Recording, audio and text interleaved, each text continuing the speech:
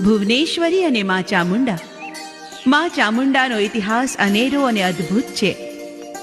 માતાજીએ ચંડ અને મુંડ નામના મહાભયાનક રક્ત પીપાસુ રાક્ષસોનો સંહાર કર્યો. આથી જ ભગવતીનું નામ ચંડ વ મુંડ એટલે કે ચાવંડ થયું. અને ધીમે ધીમે લોક જીભે ફરતા ફરતા ચામુંડ અને ચામુંડા થયું. આ ચંડ અને મુંડ નામના રાક્ષસોએ અમર પદ પામવા ભગવાન શિવની વર્ષો સુધી તપશ્ચર્યા કરી હતી. ટાઢ તડકો કે વરસાદની પરવા કર્યા વિના બંને દૈત્યો હાડ ગાળવા લાગ્યા હતા. તેમના ઓમ નમઃ શિવાયના નાદે ભગવાન શિવને વરદાન આપવા વિવશ કર્યા હતા.